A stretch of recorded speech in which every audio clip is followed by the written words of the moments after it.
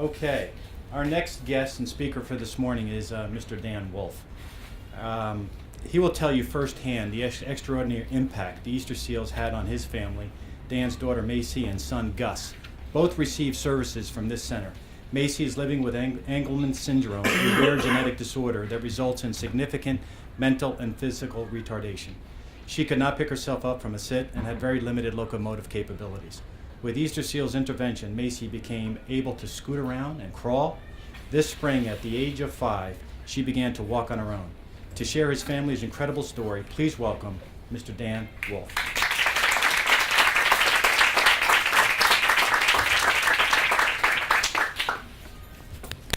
Should I do a test?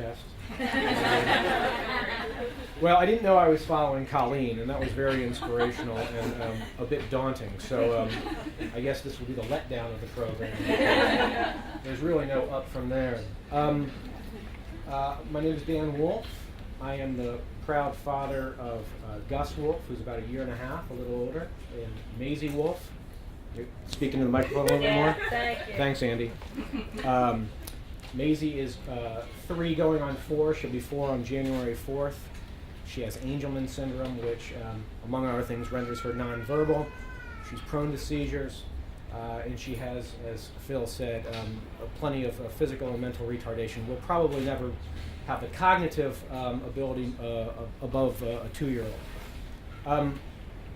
When we first had Maisie, and after my wife spent a period of months at home with her and then went back to work, we initially had her in a regular daycare, a fine place, but without any special training and no real ability to detect any problems. As first-time parents, we were probably slow to recognize anything other than what seemed like normal infant and then toddler behavior. Although as we passed into about the 6-month mark, we started to realize there are some issues here that we need to get addressed.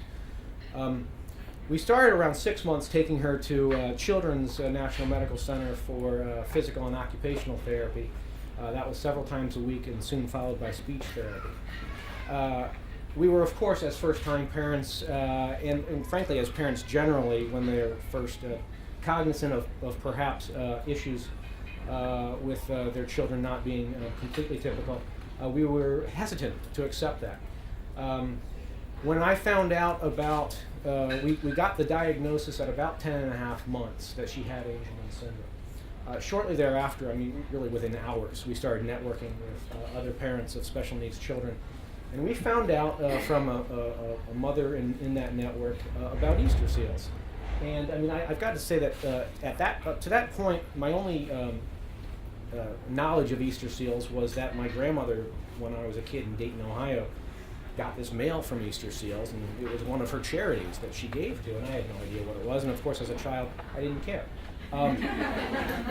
But I heard this again as a parent and investigated it, and the concept, and let me just say, and this is why I wanted to speak here today, the concept that an institution would take early childhood care in a classroom environment with therapists on site, in an inclusive environment, not just of special needs children, but of also typically developing children, seemed like a genius idea, and we immediately set about to find out who Jill Chimka was and how we could reach her, because that was the person's name who we were given. And I've got to say, we are eternally grateful that Easter Seals found a spot for Maisie, and then about a year and a half later, Gus followed. As far as the program here today, and speaking of the importance of early childhood, detection of disabilities, I can't imagine. I was looking at these stats that are in in the pamphlets passed out, and it speaks of 25% of young children. Fewer than 25% of young children in the District of Columbia are diagnosed at an early age. And that's frightening to me, because it's frightening to me as a parent of a special needs child of what I would have been facing had we not been able to get this diagnosis and the treatments that, among other places, Easter Seals was able to provide. And it's not just about Maisie. As Phil mentioned, my son Gus was also here. And the benefits that Gus receives and the other typical children, again, looking at the stats, it's about 60% of the population of this school.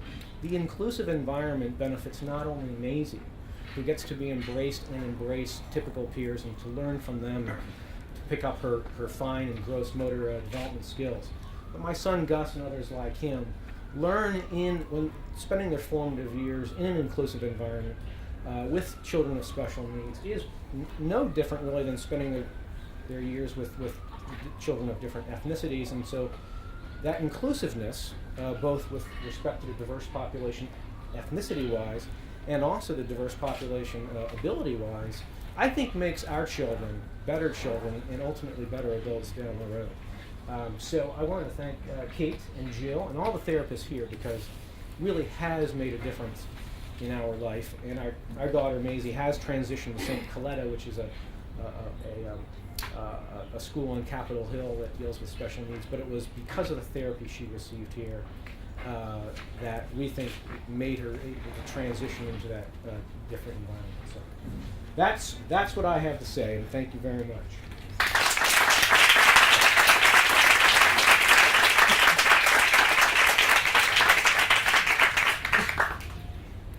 That's the power of inclusiveness in the community. And Dan, thank you for sharing your story. We can empathize with you, we understand, and we can feel where you've been, and we appreciate sharing that with us because it's very important for us to all understand some of the trials and tribulations that you've gone through. And also, thank you for recognizing the Easter Seals location here. We are just as proud of them as you are, and there are many more of those kinds of locations around the country prepared to help other people with disabilities. So how about a round of applause to all those people providing that support.